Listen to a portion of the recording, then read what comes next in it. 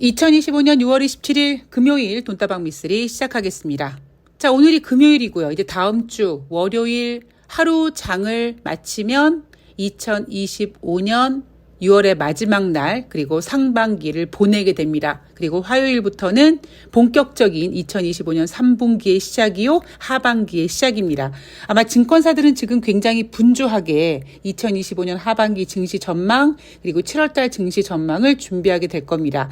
게다가 지금 3,000포인트에 와 있다 보니 그동안 그렇게 2,400포인트, 2,300포인트 때 툭 하면은 3,000 간다 막 그랬던 애널리스트들이 봤을 때 너무나 갑작스럽게 맞이하게 된 3,000포인트다 보니 지금은 가만히 있어봐. 이 시점에서 어떻게 내가 전망을 해야 되지? 하고 굉장히 분주하게 움직이게 될 것 같습니다.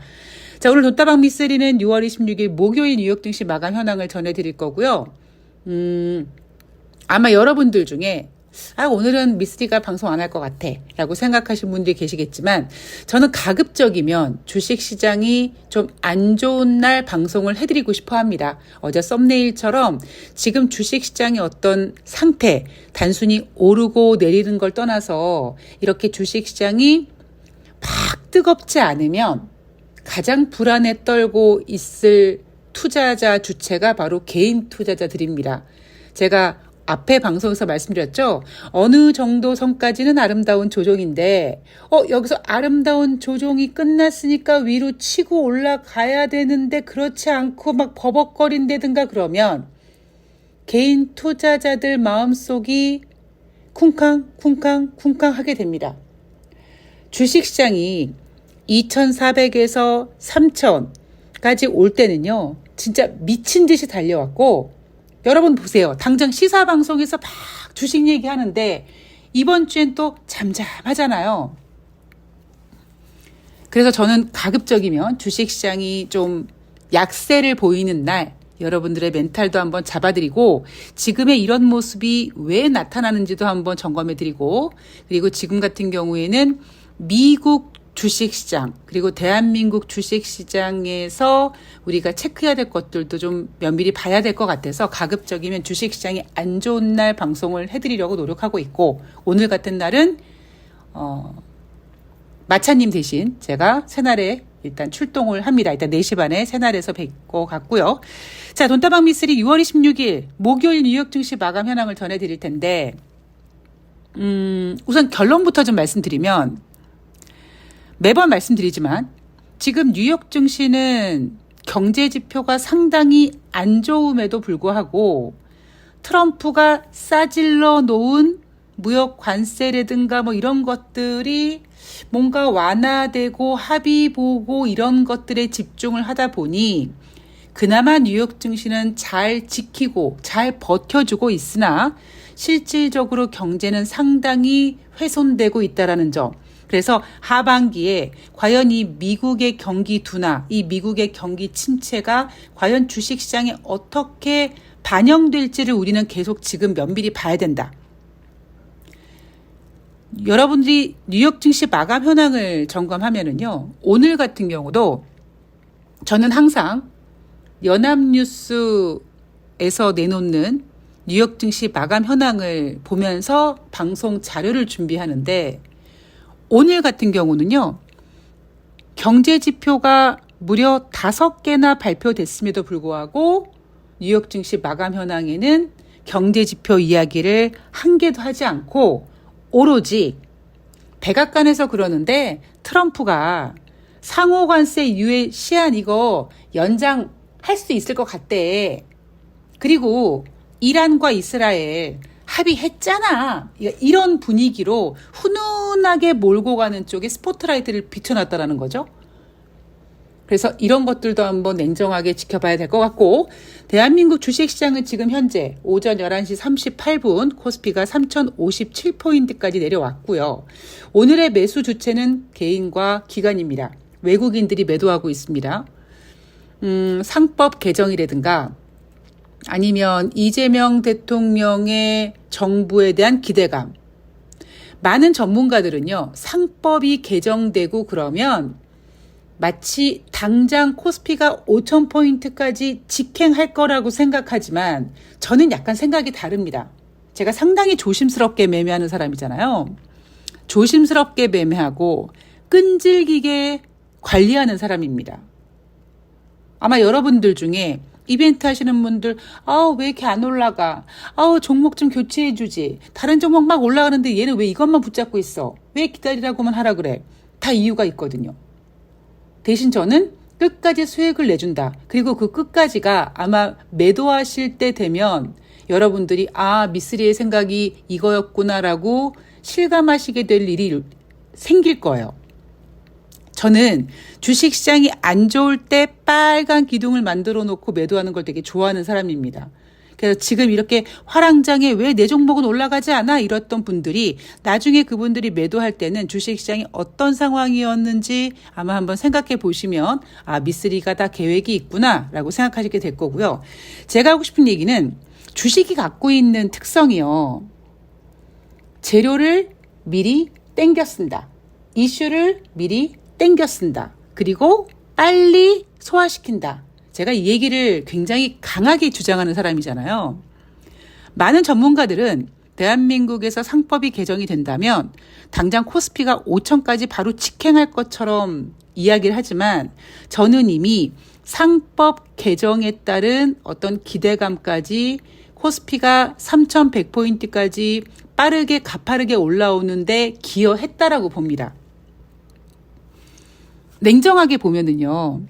물론 행정적인 입장에서 이재명 대통령이라는 사람은 정말 요만큼도 뭔가 부족함 없이 완벽한 행정력을 보여주고 있습니다만 주식시장은 또 약간 판이 다르거든요.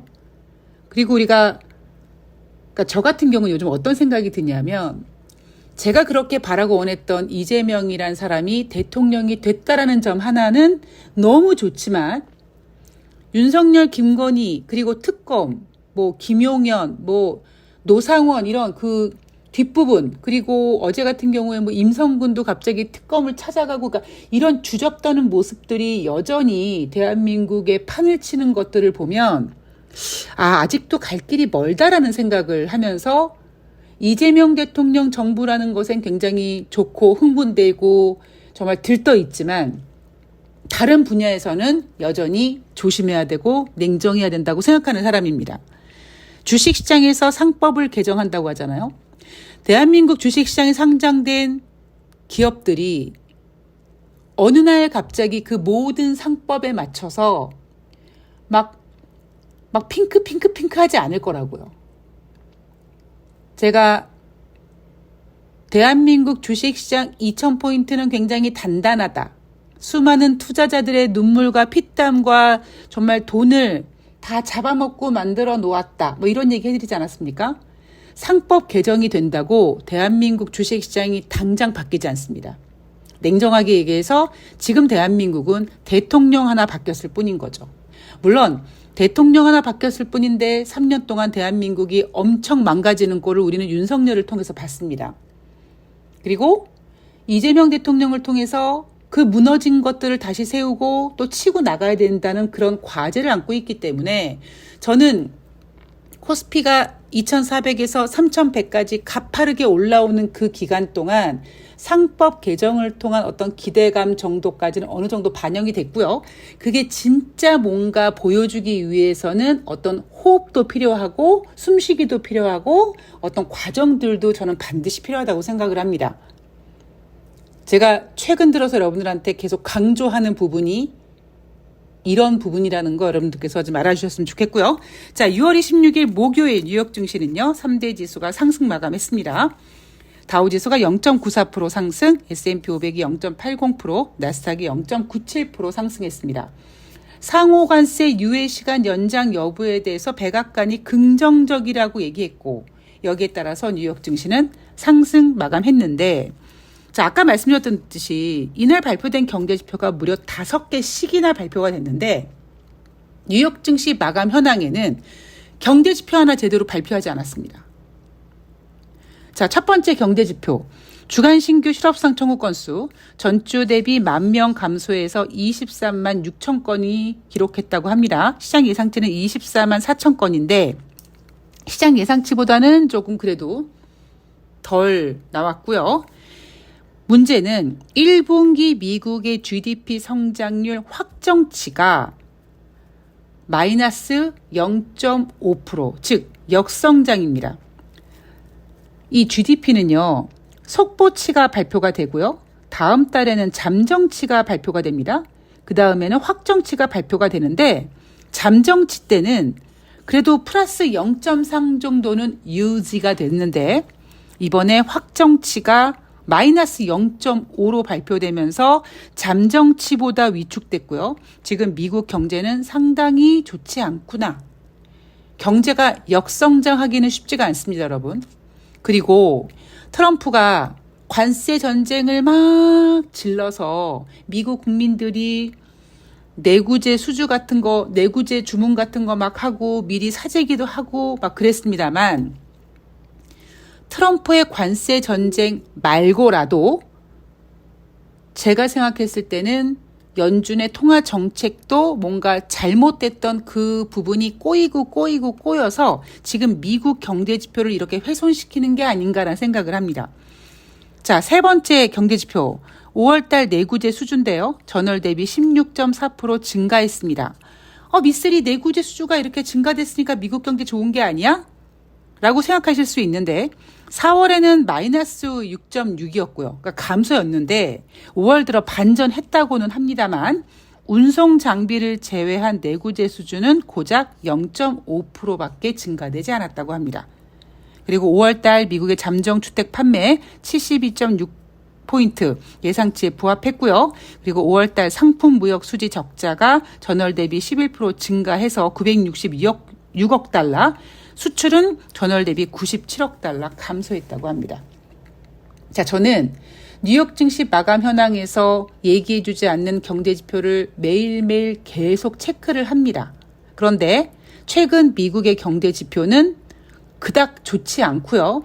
좋다고 얘기하는 경제지표들조차 잠깐 까꿍하고 반등했다가 다시 꺾이는 모습들이 나타나는 거기 때문에 실질적 지금 미국 경제는 이날 발표된 1분기 GDP 성장률이 마이너스 0.5%를 기록한 거와 마찬가지로 그 결을 같이 하는 거죠. 미국 경제 좋지 않다. 그런데 연준은 지금 트럼프의 관세 전쟁 때문에 금리 인하 생각을 못하고 있다. 지금 현재까지 9월 달까지 금리 인하를 지금 유지하려고 하는 의견이 다수입니다.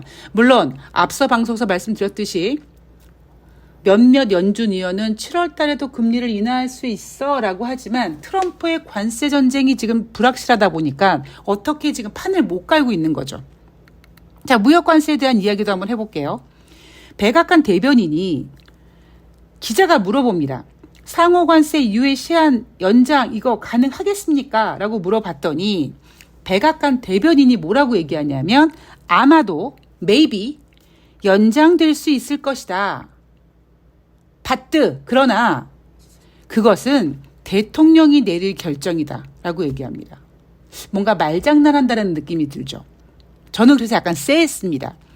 한국을 포함한 57개 경제 주체 차등화된 상호 관세를 4월 9일 날 발효했죠. 그래서 4월 초에 중국에다가는 100% 넘는 관세, 다른 국가들에게도 막 관세 때리겠다고 해서 주식시장이 휘청휘청 했는데 여기에 트럼프가 쫄아서 대화로 풀고 완화하고 뭐 이런 과정들이 계속 이어지고 있습니다.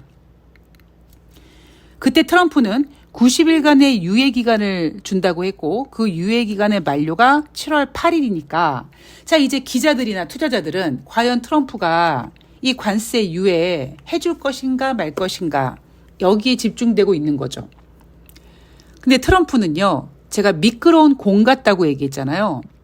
백악관 대변인은 아마도 관세 유예 연장될 수 있을 것이다라고 긍정적으로 판을 깔아서 뉴욕 증시를 상승시켰는데 그럼에도 불구하고 결론은 트럼프가 내려야 된다, 내릴 것이다. 근데 트럼프 이 녀석이 어떻게 할지 모르거든요. 저는 트럼프가 어느 정도 주식시장을 안정화시켜 놓으면은 또 모난돌처럼 여기저기 들쑤시고 다니고 또 이슈를 막 만들어낼 거라고 생각을 합니다. 지난번에 이란에게 2주 만에 시간을 주겠다라고 해놓고 다음날 바로 공격해버렸던 것처럼 약간 트럼프는요, 괴짜스럽다 보니까 그런 것들을 즐깁니다. 그리고 자기가 그렇게 엇박자로 뭔가 하는 것들에 대해서 사람들이 반응하고 언론이 놀라고 이런 모든 그 움직임에 트럼프는 굉장히 흥미를 느낄 거예요. 트럼프가 갖고 있는 굉장히 고유한 그 개성이라고 해야 되나요? 근데 그게 트럼프라는 사람 특징이 아니라 일명 있는 자들의 여유인 거죠. 있는 사람들이, 돈 많은 사람들이, 힘든 사람들, 뭐 예를 들면 막말로 막 두들겨 패고 돈으로 뭐 이렇게 하고, 옛날에 그 무슨 영화였죠? 갑자기 그 유아인 나왔던 영화 뭐 그런 것처럼 사람의 생명이나 그리고 소중한 어떤 거나 그런 것들을 되게 만만하게 내가 뭐든지 다 할 수 있어. 왜? 나 돈 많거든. 나 권력 있거든. 내가 원하는 대로 다 할 수 있어. 뭐 이런 그런 마인드를 갖고 있는 그 종족들이 있죠. 일론 머스크도 그렇고 김건희도 그렇고 뭐 트럼프도 그렇고.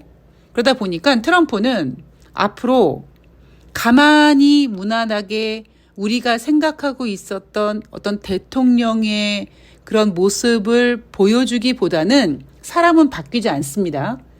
또 어느 순간 주식시장이 특히 지금 뉴욕 증시가 뭐 전고점을 가까이 왔다 이런 얘기 나오고 이제 안정적이다 보니 트럼프는 언제든지 이거를 틀 가능성이 있습니다. 그리고 또 주식시장이 만약에 하락하게 되면 가뜩이나 경제지표 안 좋으니까 또 금리나 해야 된다고 막 분위기 만들어 놓고 그럴 가능성이 있는 거죠. 그래서 여전히 저는 지금 뉴욕 증시가 참 잘 버텨주고 있다라고 보고 있습니다. 그리고 대한민국 주식시장은 제가 앞서 한번 그런 얘기 해드렸죠. 다른 나라들이 올라갈 때 대한민국은 올라가지 못했었습니다. 지금 미국을 비롯한 글로벌 증시가 우리가 올라가지 못하는 동안 열심히 올라가서 어느 정도 높은 구간에 있고 대한민국 주식시장은 대통령이 바뀌는 순간 어느 정도 어깨를 맞췄습니다. 미국은 지금 전고점을 눈앞에 두고 있으니까 이제 미국도 이제 어느 정도 이제 딱 구간에 와 있고 대한민국도 이제 3,100포인트 정도 되면 이제 어느 정도 어깨 구간에 와 있는 거죠. 지금부터 치고 나가려면 전 글로벌 증시가 호황이어야 되는데 그거는 쉽지 않을 거라는 겁니다. 그래서 지금 대한민국 주식시장이 3,108포인트까지 갔다가 3,100포인트 넘어갔다가 지금 다시 3,000포인트 한 중반 3,057포인트까지 밀렸고요. 지금 수급이 굉장히 버라이어티하게 움직입니다. 개인이 사고 외인이 팔고 기관이 샀다가 또 기관이 팔고 굉장히 수급, 일명 손바뀜이 빨리 움직이고 있습니다. 그래서 어느 정도 전까지는 제가 어제 방송도 말씀드렸지만 3,000이 깨질 수도 있고요. 3,000이 깨지면 애널리스트들은 비중 확대하라고 할 겁니다. 그러다가 3,000이 깨졌는데 다시 3,100으로 바로 가는 게 아니라 막 2,900 가네 그럼 또 개인 투자자들 또 심장이 또 막 두근두근 하죠. 이런 과정들이 앞으로 나타날 것이다. 그래서 제가 어제 썸네일에 3,000포인트가 넘어가도 막 가도 흥분하지 말고 깨져도 공포에 떨지 말아라 라는 이야기를 다시 한번 강조해 드리도록 하겠습니다. 자, 트럼프의 변수 한번 체크해 봐야 될 것 같습니다. 물론 주식시장은 이젠 트럼프의 변수에 그렇게 과민 반응은 하지 않아요. 지금 더 중요한 건 뭐냐면 미국의 경제 상황입니다. 여전히 언론은, 여전히 스포트라이트는 트럼프 주둥아리에 몰려 있지만 진짜 중요한 건 미국의 경제라는 거죠. 그래서 우리는 트럼프가 또 얼만큼 들쑤셔 놓을지, 그리고 과연 언제쯤 정신 차리고 미국 경제에 집중을 하게 될지. 지금 미국은요, 앞에서도 한번 말씀드렸잖아요. 지금 미국 경제가 연착륙이니 뭐 골디락스니 노랜딩이니 이런 얘기를 전혀 하지 않습니다. 왜? 할 수가 없는 상태거든요. 그래서 어느 날 갑자기 마치 작년 8월처럼 또 경기 침체 이야기 나와서 증시 한 번 더 휘청하면 또 아이고 죽습니다 이러지 마시고요.